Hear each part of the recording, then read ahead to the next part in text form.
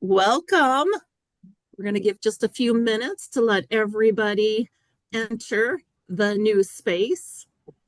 Katie and I and Lisa are so excited to welcome each of you today. And this has been just a long process. Katie and I talked about this idea probably a couple years ago. And the whole idea of connecting women that are in family business with each other. Because as Katie and I and Kristen, who's not here, she's on vacation right now, Right um, now. get to go out and talk to different women in family business, we always come back inspired, amazed, and wanting each of you to meet one another. So it's one of those visions that we've had. Katie came up with the name, and I couldn't think of a better way to put it because each person that'll be helping us facilitate a conversation and each one of you that participate with us are all leaders. And the idea that you can meet one another inspires us. So if you'd be willing in the chat to put what generation you are in your family business, and if you have any questions that kind of are just percolating, I know you don't know a lot about Lisa yet, but just as they're percolating, put them in. We'll pay attention. And so continue to add to them through the session, and we'll visit and monitor that so that hopefully we can get all your questions answered. And what you're attending today is a series. So this is the very first one. Lisa, I had the pleasure of, I think, probably starting to meet and talk to her last year. And I think there's something new I learn about her every single time I talk to her. So the idea that she is launching us on this speaker series is so exciting. And so think about this for this year that we have Lisa launching us. We have another session in January.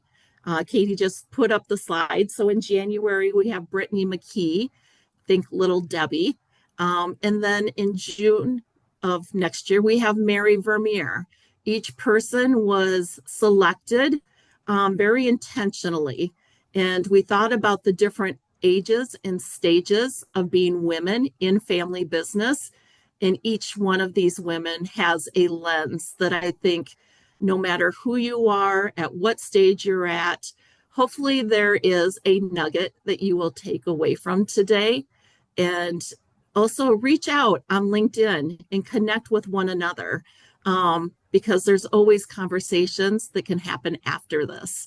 And as we think about how this is going to evolve, this year it's a speaker series. I see that next year it'll also be a speaker series, but there may be some face-to-face opportunities. And we have one woman that is joining us today, Ann Bauer, who actually has a session that's set up as a retreat already in October. So if that's something that's interesting to you, we will also be working with Ann.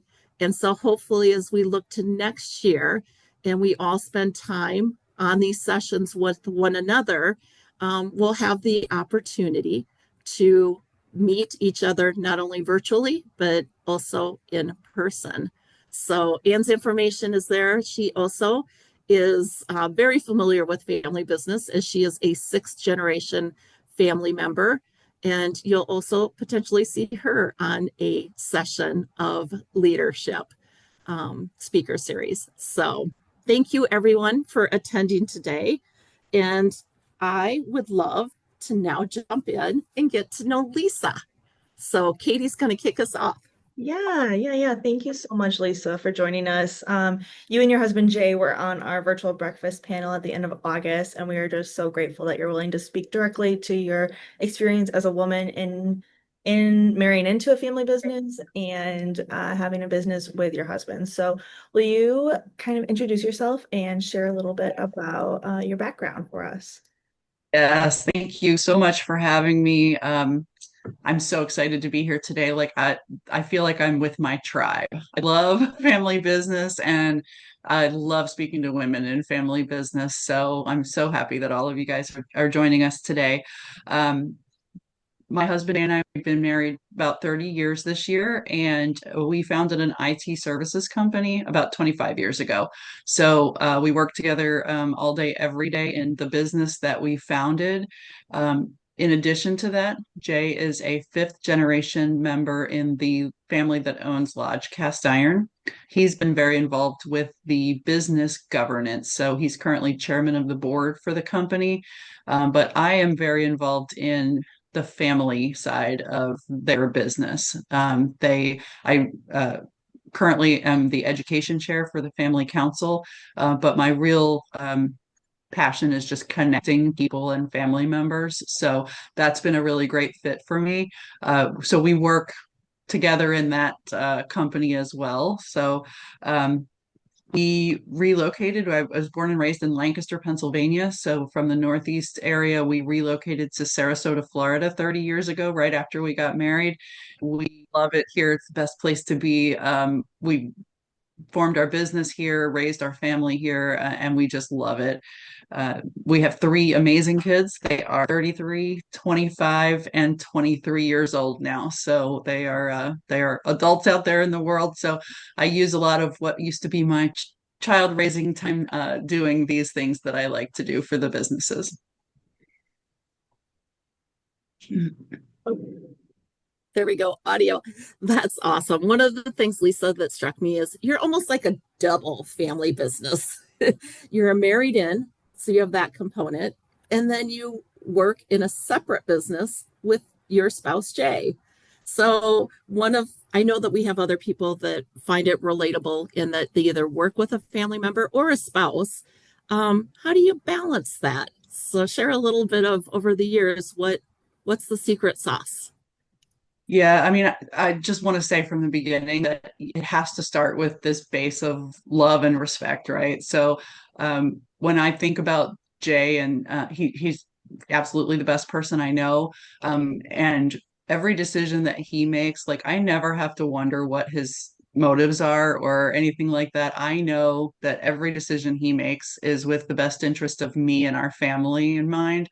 So we can move past a lot of that discomfort that comes from, why did you do this? I know that his motives are where they should be, but also we each operate in our own lane, and that's in everything that we do together. So in household, we both have the things that we're good at doing, the things that we're not so good at doing, and we kind of operate as a team there. In the business that we founded, he is, in charge of our tech stack, the tools that we use.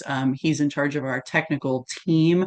And then I'm in charge of finance and I'm in charge of customer service. And so we bounce ideas off of each other all the time, but there's also a lot of, we give each other the grace to make the decisions in the areas that we, are in charge of. We don't have to micromanage each other in those roles.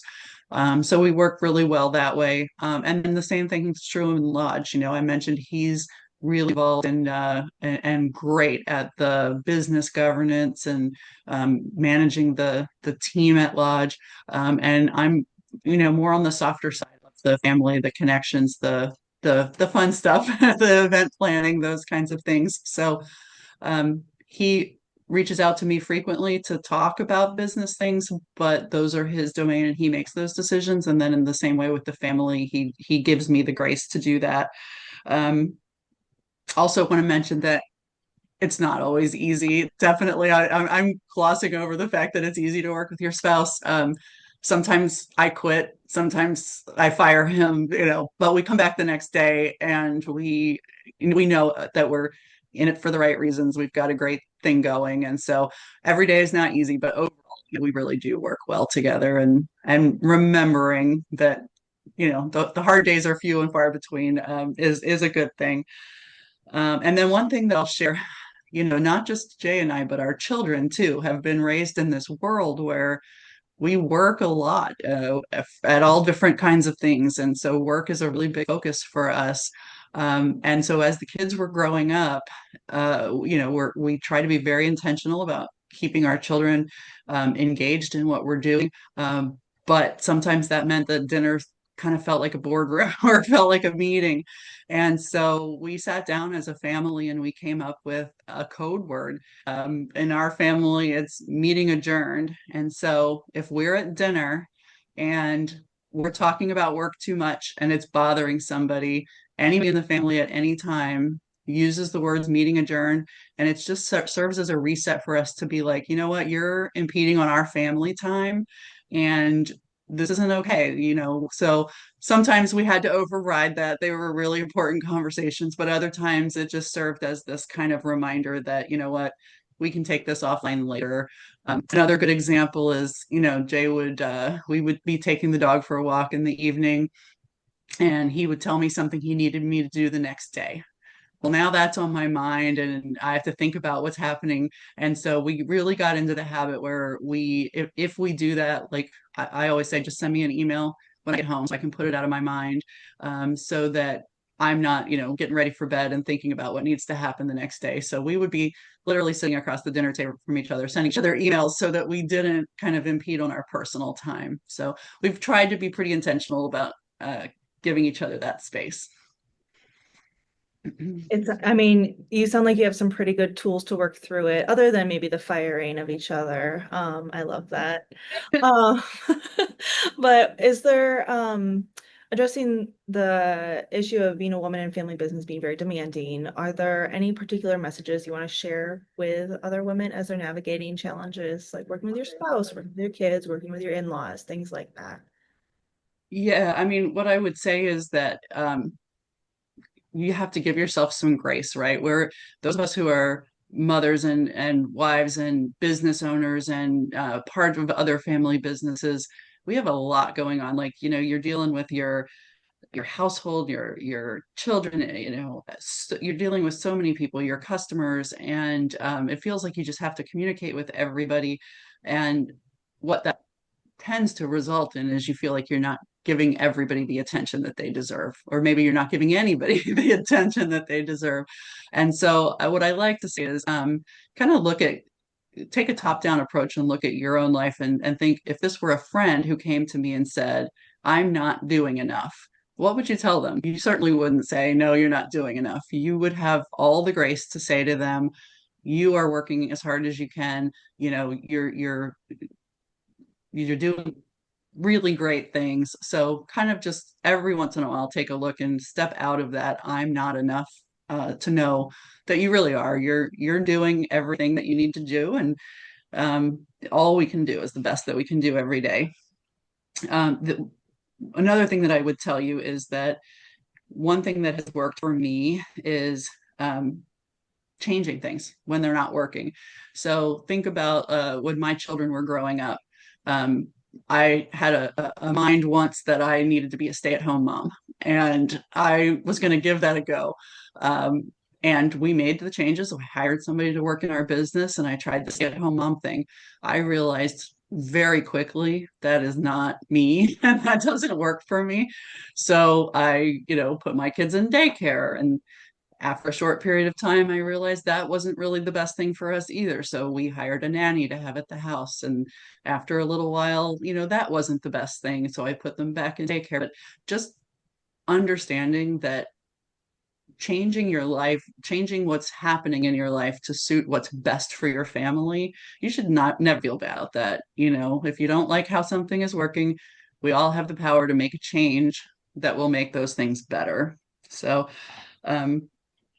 the practical side, what that looked like for me, an example of that was that when we were starting our business, I always had the idea that if my team at the office, if I was bringing the family into that I was doing a disservice, or that they wouldn't respect me as much because I was talking about my family at work, or because I needed to leave to go to a school parent teacher conference meeting or something like that.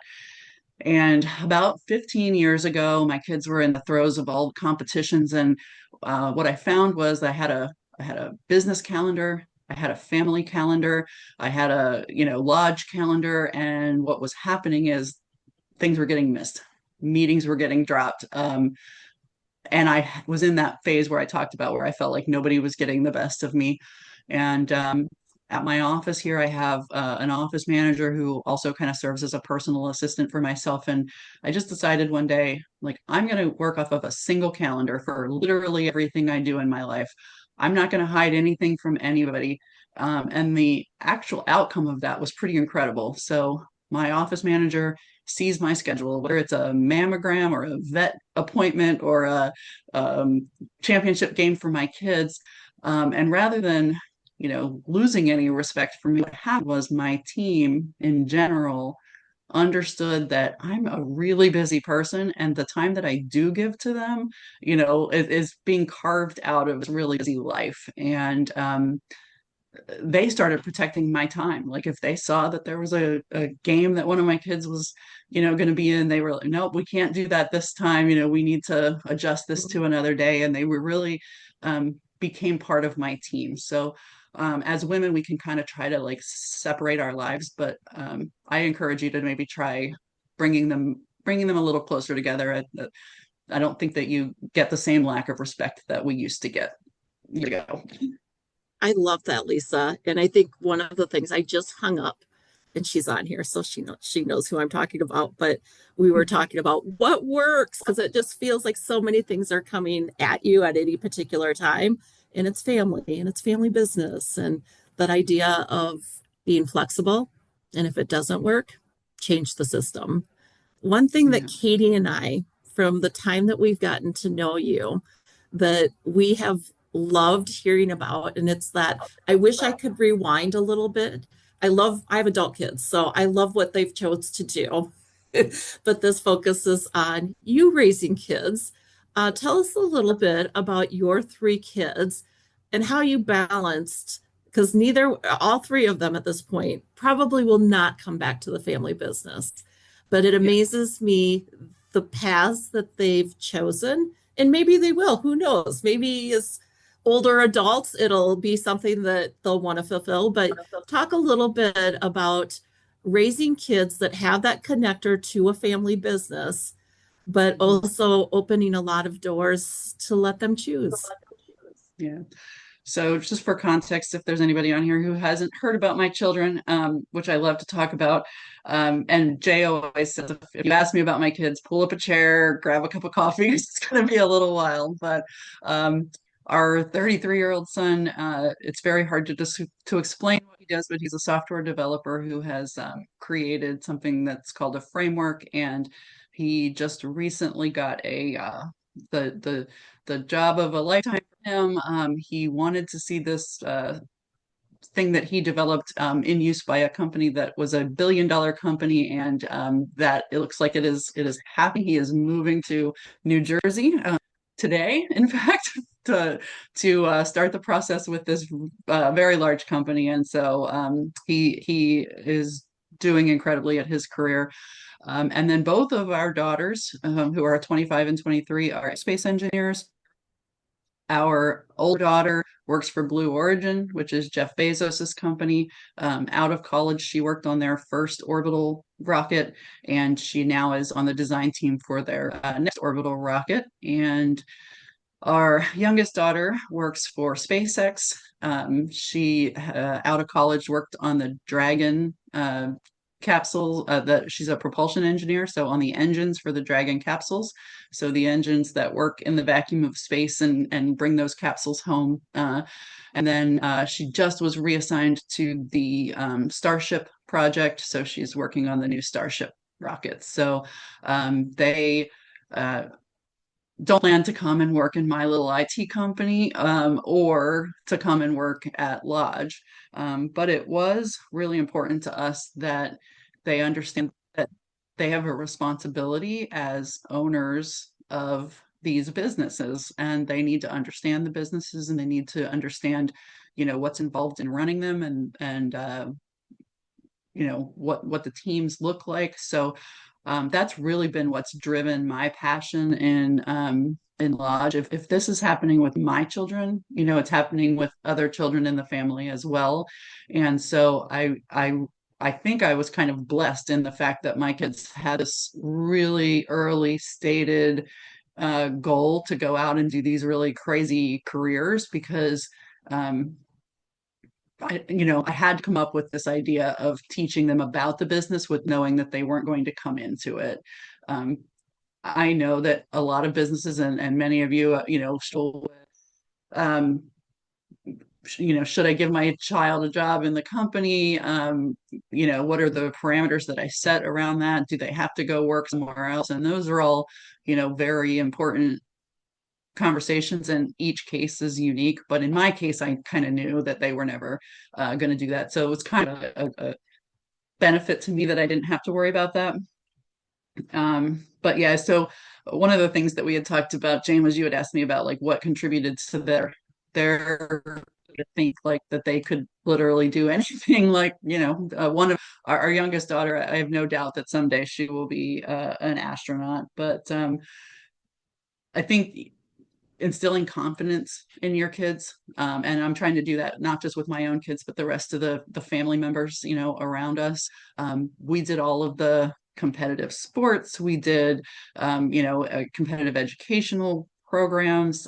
We our youngest daughter got a pilot's license when she was 17. She soloed on her 16th birthday. So giving them these experiences where they can um, do the hard things and excel at them and succeed at them and do them with other people. So the group competitive sports has been really incredible to help them be parts of teams, which is serving them really well in their careers now. And then the last thing I would say about that is that our family, we have a very strong work hard, play hard attitude. We talk about it amongst each other frequently. They understand they wouldn't get to do the things that they're doing and the things that they love to do without the work that gets put in on the backside. And so we also have a family motto that is, if you didn't have to sign a waiver, it was probably not worth doing. So we have, jumped out of airplanes and swum with animals and zip lined in all the amazing places. But they, come back to that idea that I get to do these things because we work hard. That's pretty amazing. I mean, just being able to teach your kids that, like, to not be afraid of things, even in the most basic, Yeah. being out of an airplane type of way. Like that, that's amazing. Yes. That's really cool. Kind of switching topics a little bit here. We know from preparing our conversation with you, communication and engaging the generations is a superpower that you have. So wondering if you could tell us more about the role that you played in Lodge and supporting succession, transition, and connecting the members of the Lodge family. Sure. So first of all, when Jay and I met and got married, I had no idea that I was like marrying into this, cast iron enterprise. He and his family were living in Pennsylvania. He had been gifted some shares by his grandfather. It was a small amount, but his involvement was attending an annual shareholder meeting that was really just like a family reunion. And I didn't understand the business that they were part of. What I did see as a new member of the family was this. They were so instantly, I call it intentionally inclusive. They made me feel like I was part of the family from the moment that I met them. And they all did that. It was, it's just part of who they are. It's a true Southern family. So first of all, I saw in the chat that there's some at least one other married in here in Lodge.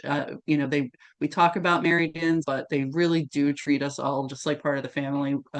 They do allow married in family members to own shares. They're also intentionally inclusive around adopted children. So they're just, that has been a real blessing for me.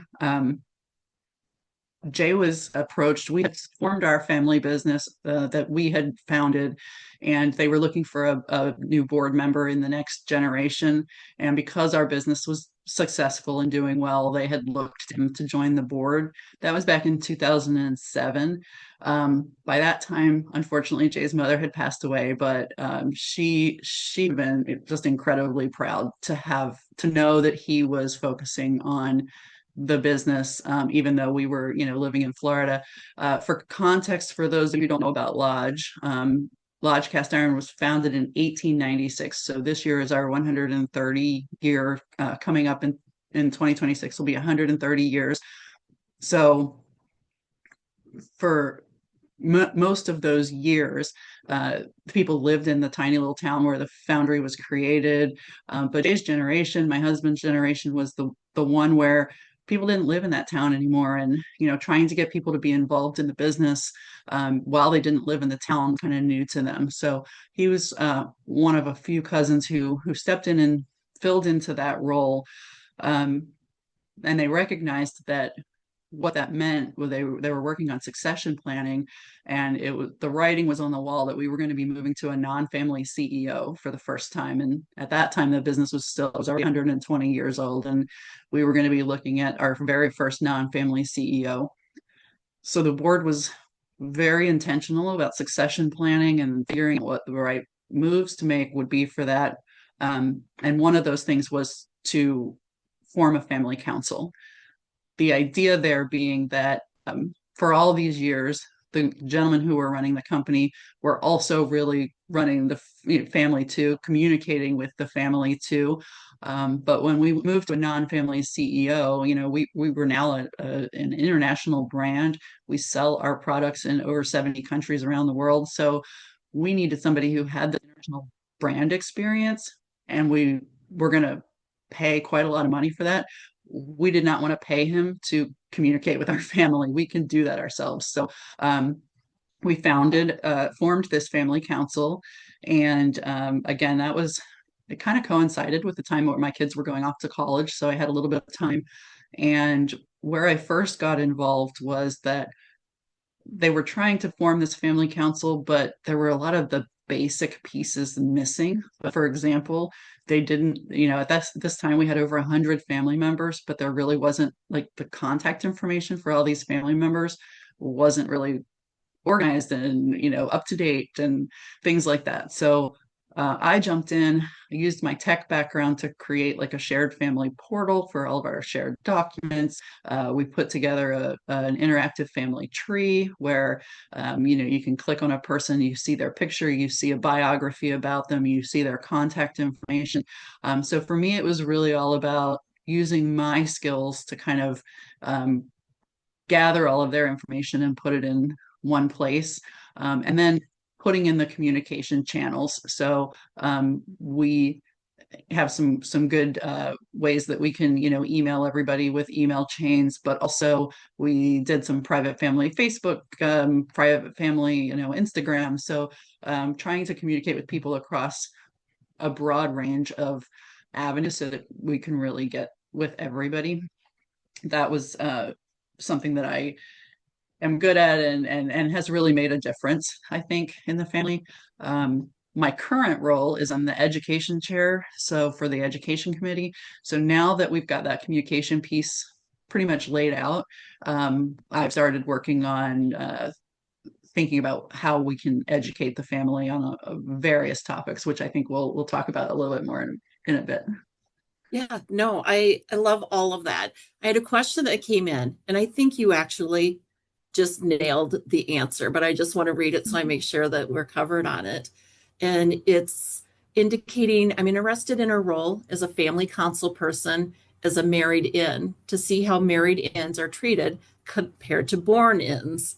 And I think you just explained it wonderfully, that there just isn't any difference, especially when you talk about shares and role involvement. But Yeah. feel free to add in, and then it sounds like they picked her, so it must have worked.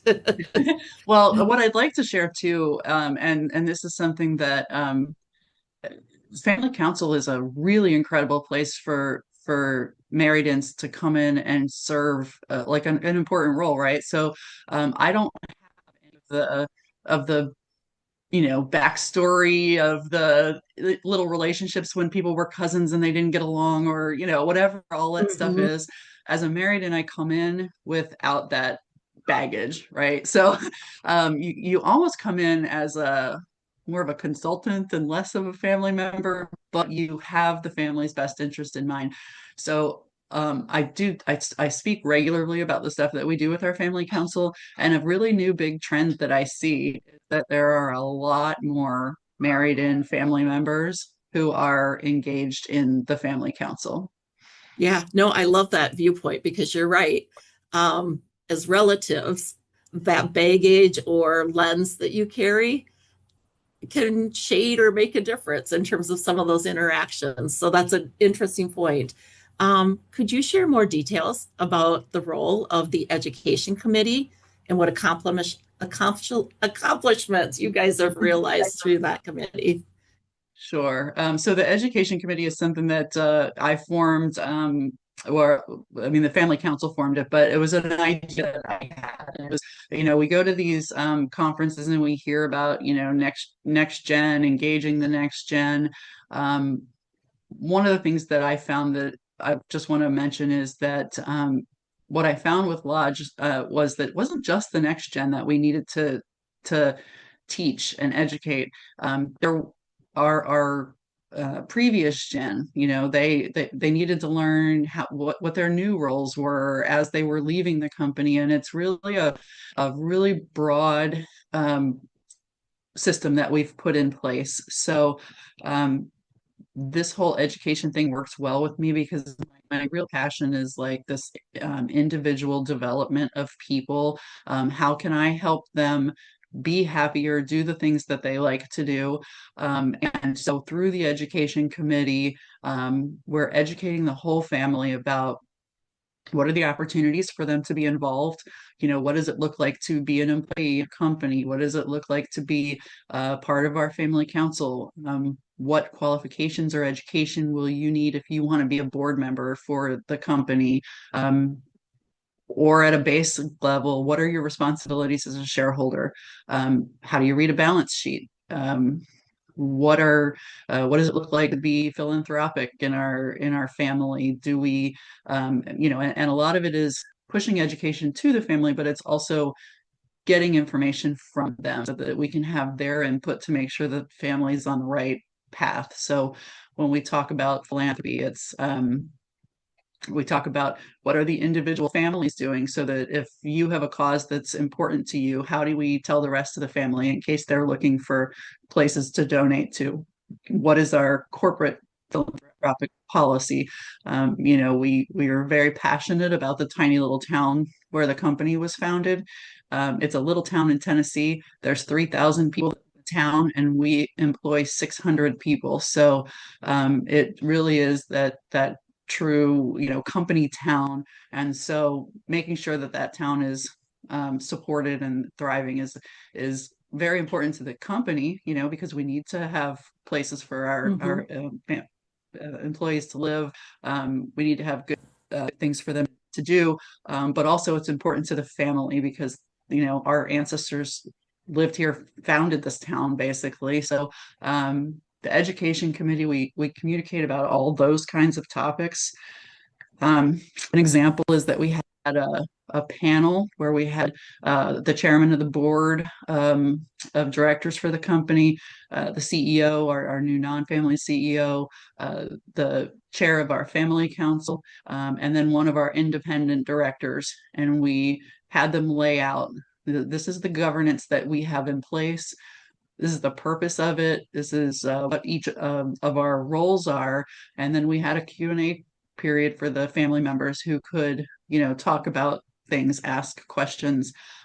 Those are the kinds of things that are powerful when you teach them about something, you give them access to the people who are in these roles, and then you allow them to answer questions. We're really intentional about everything that we deliver in an education path. We record and make available on this private family site just because we have family members all around the world. So some of these are happening for some people in the middle of the night. Sometimes it's 9 o'clock in the morning. So we're very intentional about making sure that it's available for people to access the information when and where it works best for them. Secretly on the backside, it's nice for us because we have in the portals that we've built, I have the ability to see who's looking at it, how many times things get viewed. I'm a little bit of a data nerd, so all of our email communication is done through a channel where I know who's looking at our emails and how many times I go back to them. Um, so whether it's a family newsletter that we do every quarter, or whether it's the company CEO update for the shareholders, having access to be able to see who's looking at that can be really powerful. Someone who's claiming that they're not getting enough information, but who also isn't reading their reports, that's it's powerful information to have. But yeah, so that's a lot of what I do with the education committee. We also try to, because we have that facilitation in place for these sessions, we are also the source of our fun family gatherings. So we do Cooking with My Cousins, which is a series we do where somebody is responsible for sending out a recipe and all of the supplies that you would need. And then we all get together on a Zoom call. And I mean, it can be amazing to have the chairman of the board not knowing how to cut an onion, and everybody gets to see that, right? So it humanizes everybody. We have a new series that we're doing that is cocktails with my cousins. So we're going to have 4 or 5 family members will submit some recipes for cocktails, and then we will all get together and have some drinks together. But so a little bit of fun and a little bit of education all together. I love it. Katie, I just needed to jump in. I had a question that really ties with this, and it is trying to look at the bigger picture of your family council. How is it set up? How many different types of committees do you have? And also, if you've had some consultants that have helped you come up with this concept, if you could share who they are. Sure. So we had some original consultants who the idea of the family council came from some consultants. Unfortunately, I was not part of it back then, so I'm sure who they were. We have used a couple of consultants for individual pieces, but most of what we've done has kind of been in-house. That kind of back to my whole comment, if you try something and it doesn't work for you, go back and try something different. My initial when we first started the family council and we were trying to figure out what we were going to do, we did hire a consulting company to come in and try to help us. And my thought process there was, I don't know what I'm doing here, so I've got to get somebody in here who's smarter than me. That engagement didn't really go well. They were a great consulting company, but the problem was that we didn't really know what we wanted. And when we heard their recommendations, we frequently knew that wasn't what we were looking for, but we didn't really sit down and have the hard conversations about what is it that we are looking for. And so we ended up leaving that engagement. And my next reaction was, let's go find another consulting company. And so we went to the board. Our family council, family council chair goes to each board meeting and delivers a report. And so we went to them and we asked them for money again. And they said no. And that was the first time that the board had said no to anything the family council had asked, because they were very supportive of it. And we were all a little surprised, why would you say no? And they said, well, they brought to light, they said, you need to do some internal things first of figuring out what you want before you come back and spend money on another consultant. And that really caused us to recognize that, especially in family businesses, I mean, every family is different, and you can't pay somebody to know the ins. I mean, you can, it's going to cost a lot of money, but to pay somebody to know your family, like your family. So really being thoughtful about what you can do yourselves, because it's more authentic when you're doing it with family members. It's another avenue for engagement for family members when you're using family members. I mentioned the private Instagram channels and Facebook channels. I don't have time for social media. That's not something I do, but we have a 6th-gen family member who can handle our social media channels for us, and they are excited about doing it. So just a little logistics about the family council. There are 7 elected members of the family council. we run on rotating schedules, so there's always some continuity in the family, but all family members vote for these elected members. It's not just shareholders. So if you are an over 18 family member, you vote in these elections. And we've had, each election has had excuse me, more candidates than we have spots available, which is great. And some people who, if they don't get elected, they'll come back and, try again next time and they'll get elected. That whole process has been really great. We do pay a small stipend for family council members. It's certainly, I like to joke that we work for way less than minimum wage because we do a lot for it. But I do think that paying a stipend things, it takes the tasks that are happening in the family council and it elevates them on people's to-do lists. The moment you're getting paid to do them, they become a little more important. But also it's just a recognition that your time is worth something to us. And especially if you're looking to get younger people involved, I mean, they're out there trying to build their careers. It really could, it's for them, it's a choice between spending time with their young families or spending time that they could in their career that they're, getting paid for. So acknowledging them with a small amount of money is just the right thing to do. So we do that. The other thing, so the committees that we currently have, we've got a communications committee. We talked about that a little bit. We have our education committee, and one of our newer committees, but it has been extremely well received, is our family history committee. We're working to document the legacy of the family. That one we've seen more engagement from the family than in any other committee that we've had. So some examples of what we've done with that is a few years ago, we opened a museum for the company. And we use the same software that our museum uses. And we've asked our family to submit, we created an easy to fill out form for them. And we've asked them to submit information about the artifacts that they have in their homes that are related to family history. And so people are, they'll snap a picture, and we've on our form is, please tell us a story about this item. And so we're capturing the story that belongs to these items. And then we use the same software that the museum uses, and the family can look at it. It's all private, and so nobody outside can see it, but we can see what the family has. Also, our museum curator can see what the family has, and if there are things that we might want to move into an exhibit at the museum. But then additionally, I must have gotten 30 emails in the last day.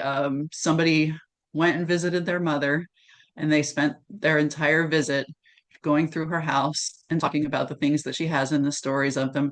And he called me and said, I just need you to know, if my mom had passed away before we did this, I would have never known any of this. I would have probably put those things into a Goodwill truck and I would have sent them all away. So the family is appreciating those efforts and is really enjoying the process of documenting that family history. Can you share the software? What the software is called, for that? It's called Catalog It. So CATALOGIT.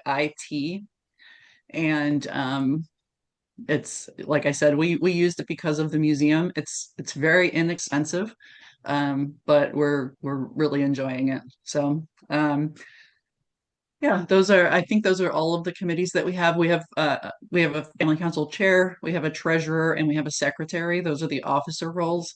And then typically with the family council, you'll either be a chair of a committee or you'll be an officer. And we also do the event planning for the annual family gatherings that we have through the family council. So what's the connector between the family council and the board for the company? Is there any crossover? Yeah, so great question. And another one of those, if I could have gone back in time and made changes, this is an area where we could have done better things out of the gate. as it stood for many years, the only connection was that they intentionally made it so that you could not be on both the board and the family council. So these were entirely two different groups of people. And the only connection was that the family council chair attends a portion of every board meeting. They give an update from the family council and they get to hear some of the what goes on in the boardroom. It's kind of a benefit for them of being chair is that they get this access into the boardroom. That was the initial plan and how it operated. What that caused for us that was a problem, in my opinion, was that frequently we would have an idea or want to do something, but there was a question about whether the board would approve of it or not. And it caused us to operate in these like quarterly stints where we would talk about things, but we wouldn't actually do anything because we were waiting for the next board meeting. Because everybody thought these board members were so important that you couldn't, even though they're your cousins, you couldn't call them up and say, can we do this? So it caused all these delays that I think were just, it just didn't work. So we made a change fairly recently where there is a specific member of the board who has been assigned as our board liaison. And so they are not actually an elected family council member, but they do attend our family council meetings. And it allows for those, when those conversations happen and somebody says, well, do we need to reach out to the board for this? We can say, here's our representative. What do you think? Like, does this rise to that? And it's allowed us to operate more quickly. So another thing that we've been doing outside of the education committee of the family council is that we have created a leadership development a program for potential future board members that is overseen by the board so that they can assign some of our independent directors to work directly with people. So it starts in the family council, but then those people rise to a level where the board is more engaged in that. And on your board, how many family members do you have? And how many independent directors do you have? So we have 9 board members. One of those seats is for our non-family CEO. And then we have, excuse me, 5 family members and 3 truly independent directors. Grab a drink if you want to. We've kept you talking. And I'll let Katie kind of tee up the next question. Yeah. So, it sounds like you've done a really, really good job, and the people in your era, if you will, have done a really good job of creating an environment that is ripe for engagement and communication, and at least the communication piece is very much and thanks to you. I can't even imagine like not having the contact information for the people who are also shareholders. So that is really cool that you are part of that. Thank you. I'm sure all of that has led to you being recognized by Family Business Magazine recently as a transformational woman in family business. Now, what has that meant to you, and how has it changed the way people connected with you and how you've connected with others? I was super honored to be selected from Family Business Magazine. They are an incredible organization. I just recently joined their editorial advisory board. So for any people out there who are looking for, they have their magazine that they publish, but they also do some conferences, and I'd be happy to talk to anybody about any of those things. But I'm super humbled because there are so many incredible women in family business, and the way that they select their award winners is that their subscribers have to nominate somebody to be submitted for the award. So I don't know who that was. Nobody ever fessed up to it, but super humbled to get that. But more important than the award for me, when I go to those family business conferences, they talk a lot about, engagement. We talked about engaging married-ins. I was just at a conference in Denver, and there was a panel. So my husband and I both spoke. We spoke as a panel together about working together in the family business. And then there was another panel, and it was about family councils. And it was two women who were fifth generation married and family members. So they were basically me, and they were on this panel. And they shared with me, and I didn't know this until I was going there, that they both got involved in their family councils because they had heard me speak. And now their family is presenting the information about what they've done at the family council in front of everybody else. So those, like, I measure my success by the impact on everybody else. So to me, that's much more powerful than the award. But yeah, I love sharing my story, and I always love when people come back and say that it's made a difference. It's been one of the things that from the very beginning, when we connected with you, it shines through. And that was the piece too that I think as Katie and I talked about putting this together, is making that connector with people all around the country, to be able to take those bits and pieces and share with one another. We're coming close to the time in which we're closing, and we've had so much fun information. Katie and I are going to do a little bit of a speed round in terms of quick questions for you to answer that are a little more on the fun side. Okay. And so this one, we all debate how to season cast iron. What's your go-to trick that never fails? So my line is that if you're asking soap or no soap, which is what we always hear, you're asking the wrong question, because it doesn't matter. Even in our family, we're split even 50-50. In our museum, we have a little thing where you can drop a chip in. Those things are always 50-50. That whole thing happened because back in the day, soap had lye in it. If soap has lye in it, it will eat into your pan. We don't have lye in our soap anymore. So the actual trick is never, ever, ever let your pan air dry. When you're finished washing it, with soap or not, dry it 100%, and then spray a little bit of Pam or something else on it and wipe it out. And that's all you have to do. It'll stay perfect all the time. I've already failed on that, but it hasn't rusted yet, so I got to read you. Katie. Oh my gosh. Cast iron lasts forever if you air dry or don't let it air dry. Yeah. Do you have a favorite skillet or a skillet in your family that's older than you are? Yeah, so I actually brought something to show you, a couple things to show you guys. So this is an old iron that we used to make. So we now focus on cookware, but this is back in the day, this would go on the wood stove. And this, if you see, it says black lock on the thing. So this our original foundry was named after the pastor in South Pittsburgh, Tennessee, because Joseph Lodge didn't want to name it after himself. He was very humble. And our foundry burned that foundry burned down in 1910. So in 1910, it was renamed to Lodge. So this is somewhere in that era of that time. This one is not as old as me, but this is another one of my favorite pans. Every once in a while, we do a special run. And so we've got Rosie the Riveter here. This one, even though I'm a family member and I have all the connections, sometimes we do special runs. They only made 100 of these, and there was a specific day and time that you had to be online trying to get one of these pans. So along with everybody else out there, I sat there and clicked and clicked and clicked until I spent my money on one of these special pans. So um, yeah, those are two of my favorites. Feels like you should have had an inside track to that. Yeah, I do.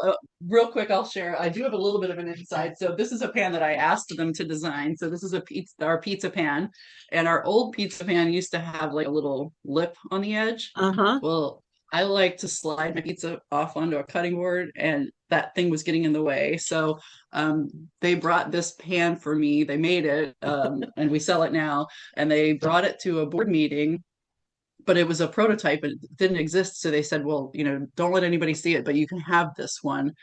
Well, I don't check bags when I fly. I only do carry on.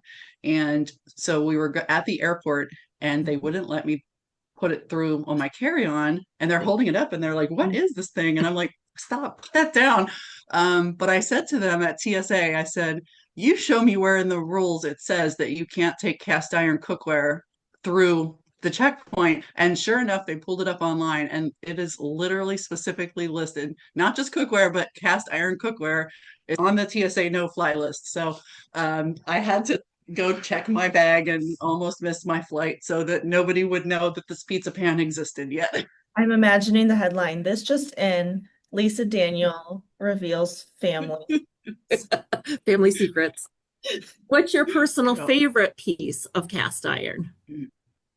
so the pizza pan is my absolute favorite. So we use that probably twice a month. We do make your own pizza night. And so I have all the toppings and, a couple of different bases. We just did a get together. We had about 45 to 50 people over, and we have 2 ovens. So we had 4 pizzas going all the time. So insider trading information. Uh, any of you who live in a place where you have like a Publix grocery store, they have the best pre-made crust, that it's the dough. It's just ready to go and you can roll it out. But also like all the mom and pop local pizza shops, you can typically just go in there and buy just the dough. They will sell you their pizza dough, and then you can go home and put whatever toppings you want on your pan. So put the pan in the oven, heat it up to 500 degrees so that it's piping hot, then put the crust on it, put it in for another maybe 3 or 4 minutes to get the crust a little crispy, and then put your toppings on it, and it's perfect. Such a good idea. And now you just solved one of my Christmas presents idea. So my kids and husband are getting a pizza pan. Oh my gosh. Lisa, if you could narrow it down to one piece of advice, I know that's really hard. What advice would you give women who are in family businesses? Yeah, I would say be your authentic self. Know that your authentic self is good enough and is perfect. People see when when you're trying to fake it. So do the things that you love to do and do them with positive attitude, and everything will just come in line. I think that's where we have to end because that is perfect. Mic drop. Well, thank you. Yes. Yes. And I have a few other questions behind the scenes that I'm going to ask and maybe put it together in our next newsletter because I just can't let them go. So thank you, everybody, for joining us today. It was our pleasure to have Lisa Daniel with us. What you didn't know is she actually even has a pup behind the scenes. So that's one of my favorite things too. The Kilo Yeah, was you may have behind the heard him scenes. whining back there. I'm so sorry. He did just great. So again, thank you so much for sharing so much about you with our family. We appreciate it and we applaud you for everything that you and your family do. So thank you. Thank you for having me. Thank you, Lisa. Thank you, everybody, for joining, and join us at unifamilybusinesscenter.com to see what our upcoming events are. So we're very excited to have you.